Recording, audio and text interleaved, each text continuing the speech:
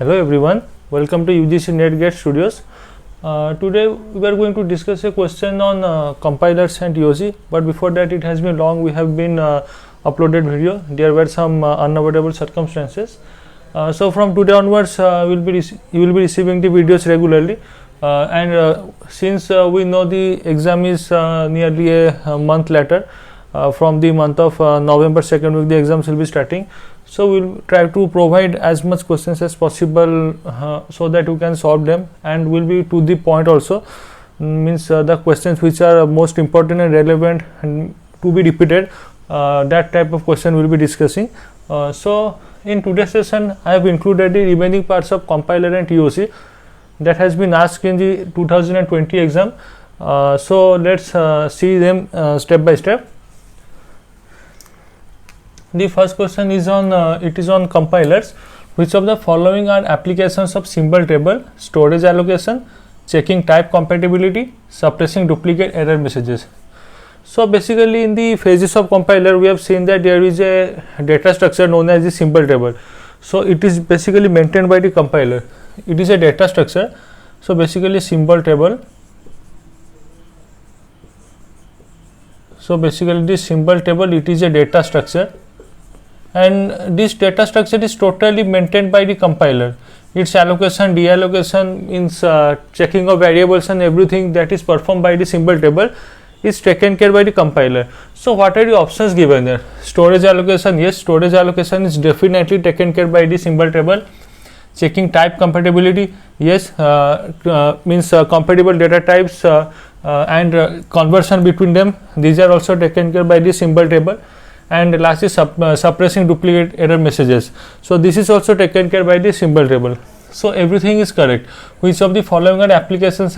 Apart from this, there are also several other applications of the symbol table, but this is confined to three options only: storage allocation, checking type compatibility, and suppressing duplicate error messages. So the option is A, B and C only, means all of these three means types are taken care by the symbol table. Now coming to the next question, given below are two statements. This is a part of TOC, theory of computation. So since CD and TOC are interlinked, I have provided in one section. So given below are two statements. Statement 1 is the problem, that is L1 intersection L2 equal to 5 is undecidable. So we know basically there are two types of problem: undecidable problem and decidable problem. So here it is decidable. And decidability means what is decidability? If for a problem we can design an algorithm, then it is known as a decidable problem, means an algorithm exists for it. So these are the decidable problems. And in case of undecidable problems, there does not exist any algorithm, means we cannot in general we cannot, means sometimes we may be able to decide, but in most of the cases we are not able to design an algorithm. In general, I am speaking to be specific. In specific, we are not able to design an algorithm for it. So these are the undecidable problems. And in case of decidable problem, definitely an algorithm will exist for it. And in case of undecidable problem, algorithms will not exist. Okay. So statement 2 is stating the problem is W means a string, and L is a language, is decidable. For context sensitive language L, choose the correct option. It is context sensitive language. So basically according to Chomsky hierarchy of four categories of languages. So first one is we have the regular language, that is having the most strictness, the regular language. Then we have the context free languages.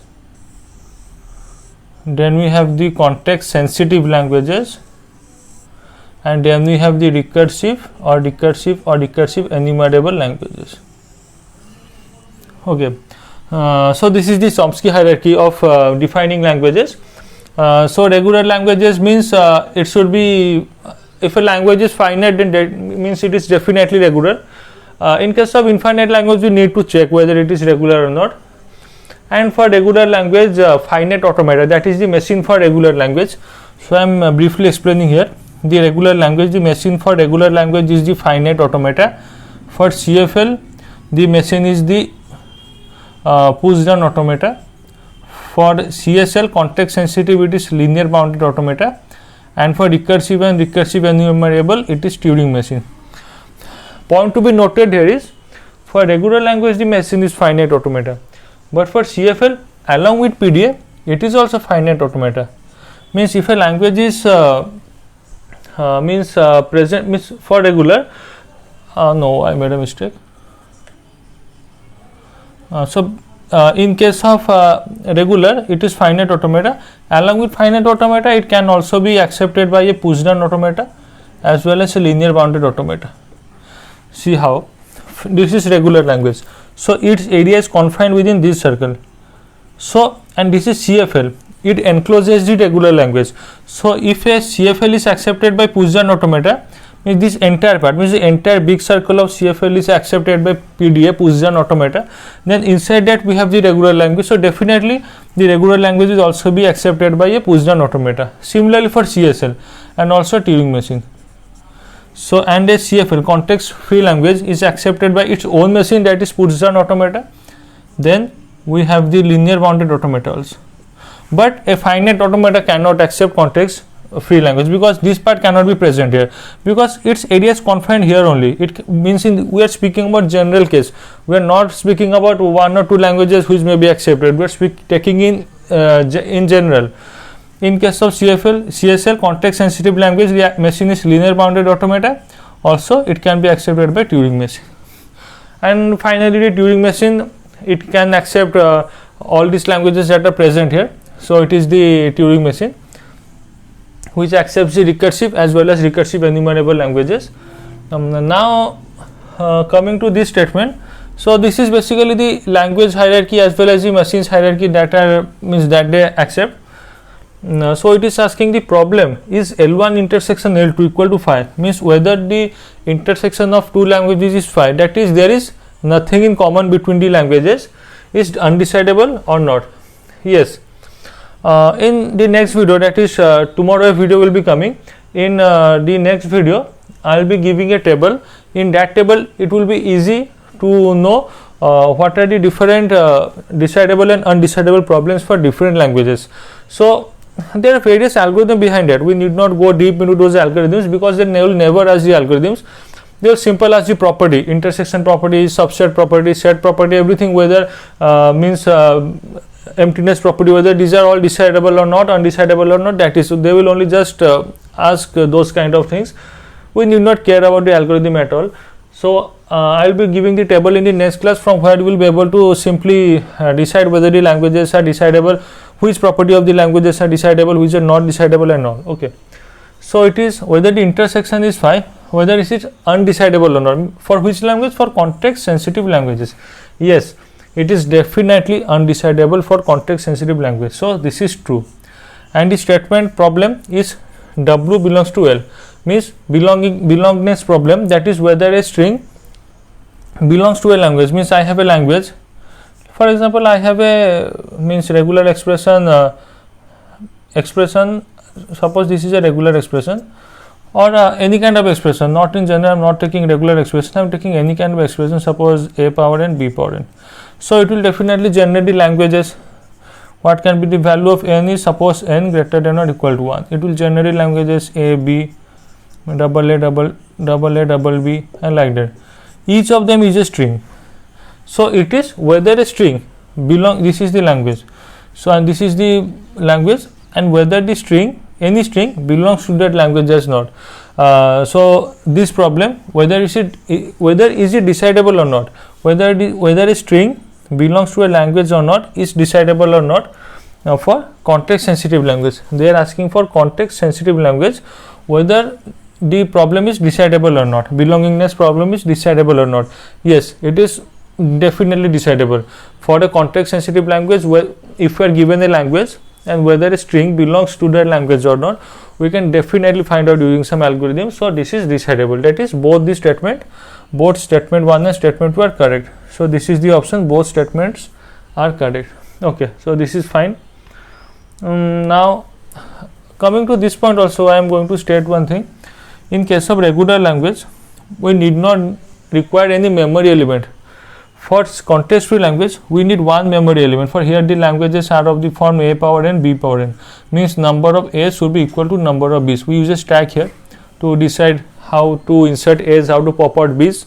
So here we need one memory element. Remember, for context free language, one memory is required, one memory element is required. For context sensitive language, the languages here are of the form a power n, b power n, c power n. Here we need two memory elements, one for this comparing a with b's, and then for b's and c's. Here there are two memory elements are required in case of context sensitive languages. Okay, so remember this point. So this problem is sorted out. Now let G1 and G2 be arbitrary context free grammars, and R be an arbitrary regular language. It is a regular language, and these are context free grammars. Consider the following problems. Is L of G1 equal to L of G2? Means whether a language from a grammar G1 is a context free grammar, means we have a grammar G1, the grammar G1 is a context free grammar, and also G2 is a context free grammar. Now whether the so now L of G1, if I take L of G1, it is language of G1. Similarly, L of G2 is language of G2.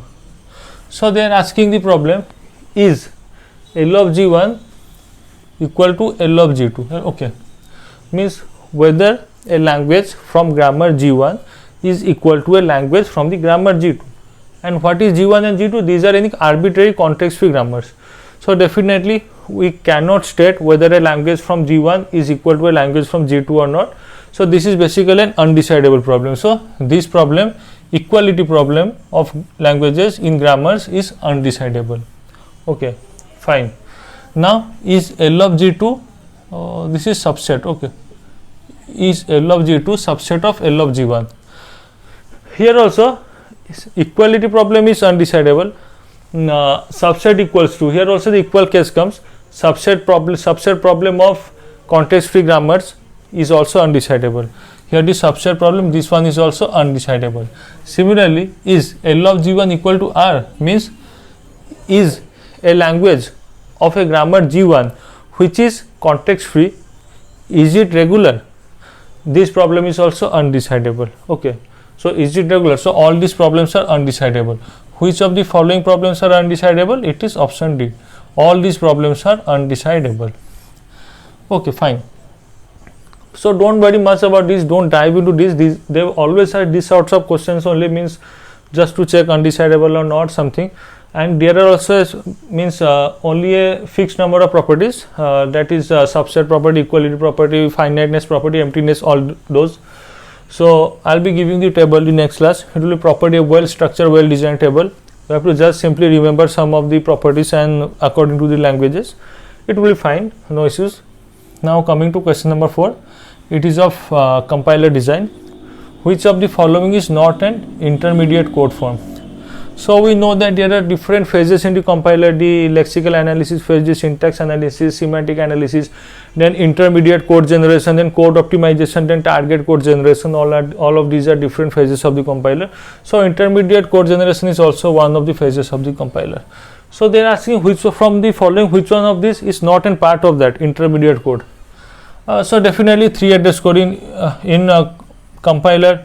In intermediate code we create the 3 address form. Now we generate the 3 address code from its from its previous phase. We formed the 3 address code.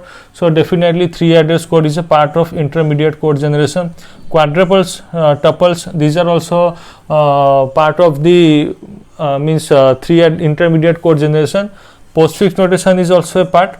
Okay, so 3 address code, quadruples, postfix notation is also a part of these are part of intermediate code. So it is asking which of the following is not. Remember this, which of the following is not an intermediate code form. So basically all of them, B, C, D is a part of the intermediate code form. So and the another option is none of will get, means here there is a doubt in syntax tree. So is syntax tree a part of intermediate code form? Yes, definitely, because without constructing the syntax tree, syntax analysis, without constructing the parse tree, we will not be able to come to the intermediate code generation form. So definitely syntax tree is also a part of intermediate code generation. So all of them are part of intermediate code form. So finally the option correct answer is none of above. This is the correct answer. All of them are part of intermediate code form. So they are asking not and part. So it will be none of the above. So basically these 4 questions were from the previous November 2020 exam. Means basically June 2020 the exam was held in November. So do practice such type of questions. These are very common and these are repetitive. Means basically this type of questions are repetitive. In case of compiler, you can mostly expect theoretical type of question. There may be numerics, but you can this theoretical type of question will fetch you marks, and it will just take a couple of seconds to remember all those concepts. And I'll be giving you table in a structured manner. You will also find it easy. That table you will also find it easy to remember them. Don't cram them down. Don't means it's very easy. Just compare them, which are undecidable problems, which are decidable problems. So hope this video will help you in your preparation. Do practice a lot.